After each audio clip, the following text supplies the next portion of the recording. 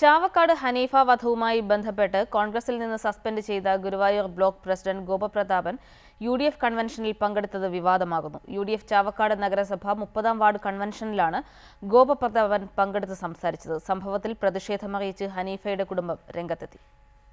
ചാവക്കാട് നഗരസഭ 30ാം വാർഡിലെ UDF സ്ഥാനാർത്ഥി ഷാമില സുലൈമാന്റെ തെരഞ്ഞെടുപ്പ് പ്രചരണാർത്ഥം സംഘടിപ്പിച്ച കൺവെൻഷനിലാണ് ഗോപപ്രതാപൻ പങ്കെടുത്തത്. ഇതിനെതിരെ ചാവക്കാട് മേഖലയിലെ 7 വിഭാഗം പ്രവർത്തകരും ഹനീഫയുടെ കുടുംബവും രംഗത്തെത്തി. ഹനീഫ വധത്തിന് പിന്നിൽ ഗോപപ്രതാപനാണെന്ന് കുടുംബം പോലീസിന് മൊഴി നൽകിയിരുന്നു. കൊലപാതകം കഴിഞ്ഞ് 3 മാസം പിന്നിട്ടിട്ടും ഗോപപ്രതാപനെതിരെ അന്വേഷണം നടത്താൻ പോലീസ് തയ്യാറായിട്ടില്ല. ഗോപപ്രതാപനെ കൺവെൻഷനിൽ പങ്കെടുപ്പിച്ചവർക്കെതിരെ നടപടി വേണമെന്നാണ് ഹനീഫയുടെ കുടുംബത്തിന്റെ ആവശ്യം.